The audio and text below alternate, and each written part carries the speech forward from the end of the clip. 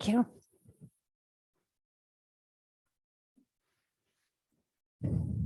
Finding peace in dry bones. That's what I entitled this sermon.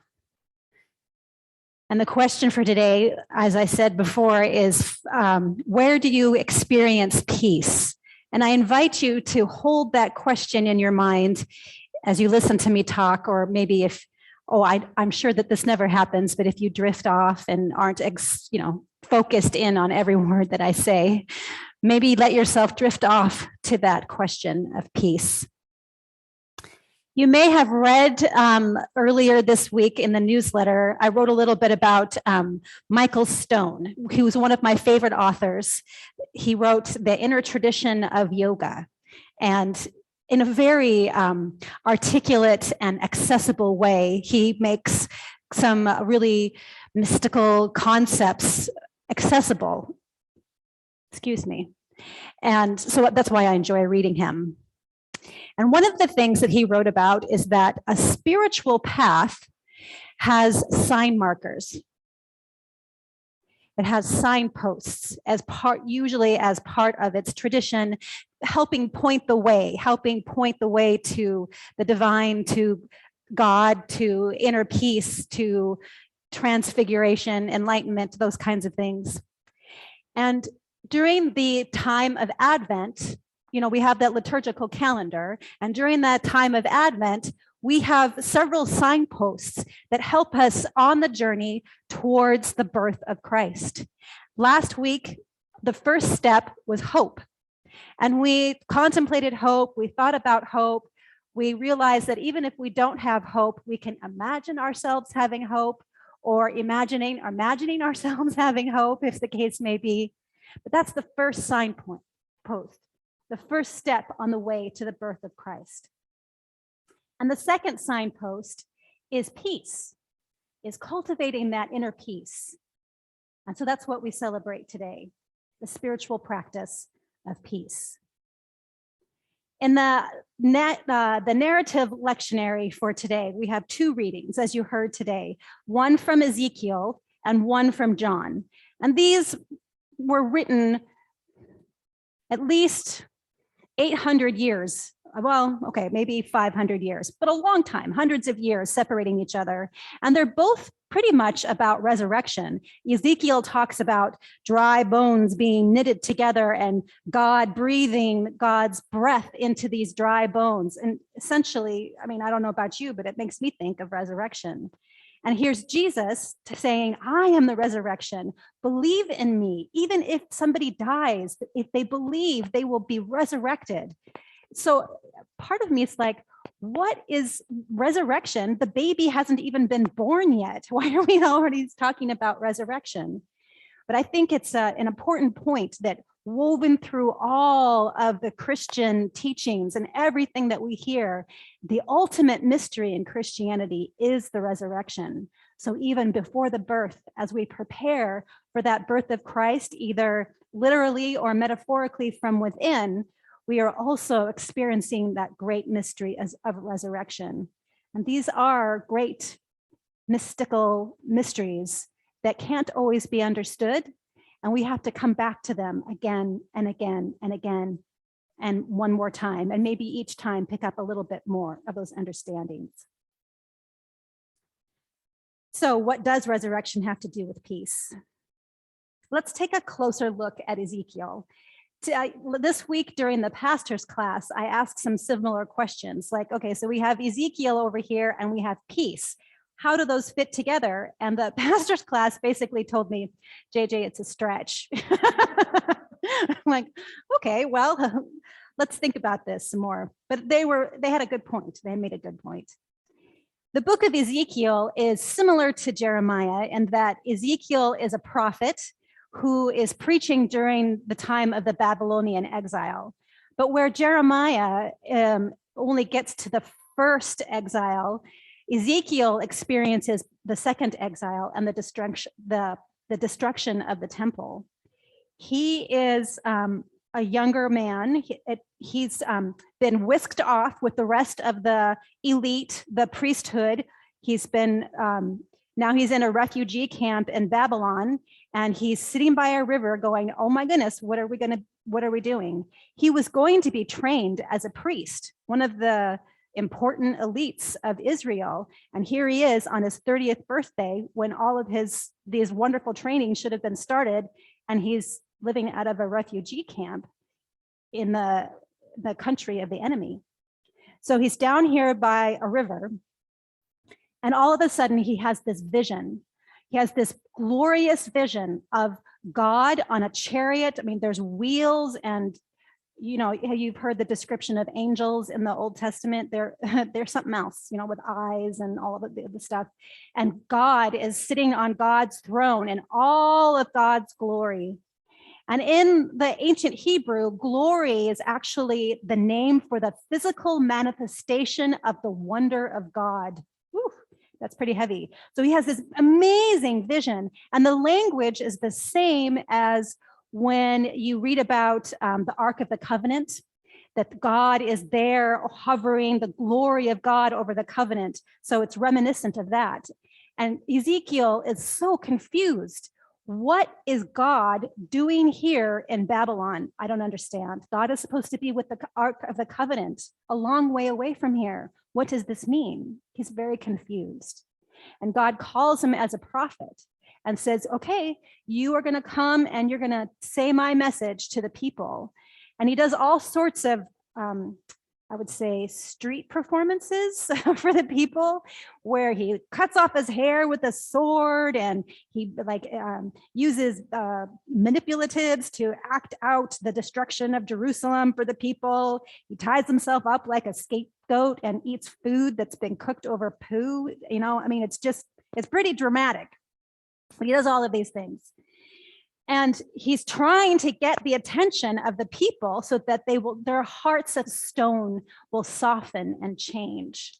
But they don't change. In fact, after all of this, God tells him, I'm really sorry, but nobody's going to listen to you, Ezekiel. He's like, oh my goodness, what am I doing this for if no one's going to listen to me? The laments, the trials that he just keeps trying to get the people to listen, and they don't. Their hearts are hard. And then somebody from Jerusalem, a Jewish man from Jerusalem, comes to Babylon in all of his rags and hair. This, you know, he's walked all the way to Babylon to tell Ezekiel the second exile is coming and the temple has been destroyed. All of these things that you have tried to get people to soften their hearts so this won't happen, the worst has happened.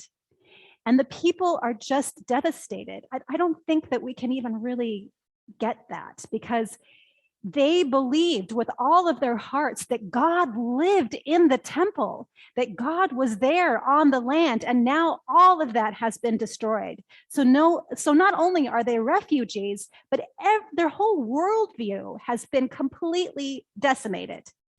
And the questions come, where is God? And what are we going to do now? We are dead as a people. They thought they were completely dead as a people. And if you can see this reflected in some of the Psalms, some of the language is the same, the dry bones, the questions, the heartache that comes out of this time. Well, about then, Ezekiel has another vision, this dry bones. All the people felt like dry bones, and here are all the dry bones in the valley, and they are gathered up, and there's this discussion between Ezekiel and God. Do you think that this can happen? God says. And Ezekiel's like, I don't know. Can it? Only you know, God.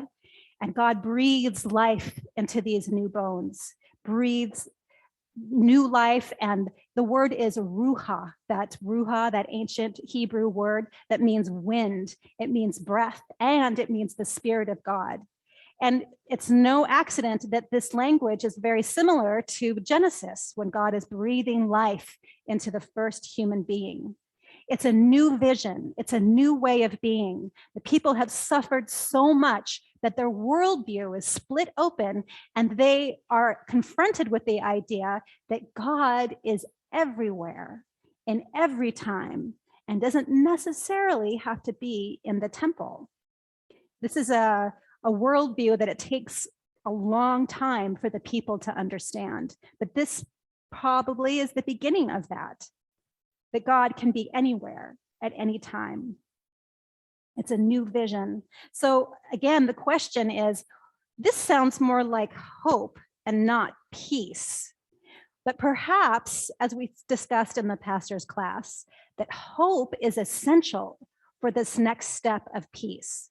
If we cultivate that feeling of hope, that feeling of optimism, maybe just a little bit, and anticipation. Because at the end of Ezekiel, there's another crazy vision that he has of a new temple and a new priesthood and a new life. And it's not in Jerusalem. There's no definitive place where this new temple and this new priesthood is. And that's been a debate and a discussion among scholars for a long time about where is this temple. And not only is there a new temple and a new vision and a new way of relating to God, but out of the temple comes this river of life, that pours out of the temple and winds its way all the way into the desert. And along the river, this river that pours out of the temple is abundant new life, trees and gardens all along this beautiful river. And Ezekiel sees that God in his amazing chariot has come to rest on this new temple where the river of life pours out. And for me, and I hope for you as well, that this is a blissfully peaceful vision of this abundance and this life that is coming out into the desert and making a place for a new world to begin. It's heaven on earth, which I can only imagine is peace inside of us and as out in the world as well. So then there's more questions. What if this is not just a story about a people and these crazy visions that this person who lived 2,500 years ago had that's so unrelatable to us? What if it's just not just a story like that? What if it's a story about our inner experience as well and how these people came to know peace? And it might give us signposts. It might give us clues on how to create inner peace for ourselves. Because when we're at peace, then we act more peaceful and can create peace out into the world and as a ripple effect. One of the most important questions in godly play when we tell a story is one of the questions we ask the kids after we're done with the story is, where are you in this story? There are other questions too, like what is the most important part of the story? What can we leave out and still have all that we need? And then the last question, where are you in this story? It's worth contemplating. And if you'd like to share, I would love to hear what you have to say. Share it with yourselves, share it amongst yourselves, share it with your family. Even if they don't want to hear about the story of Ezekiel, they might want to know where you find inner peace, where you have hope. God can be anywhere at any time. And it's true that people don't change. Humanity, we don't have a tendency to change unless we really have to. And it does create suffering. But Christ tells us, Jesus shows us that we can have hope and that there is peace on the way to the birth of Christ. Amen.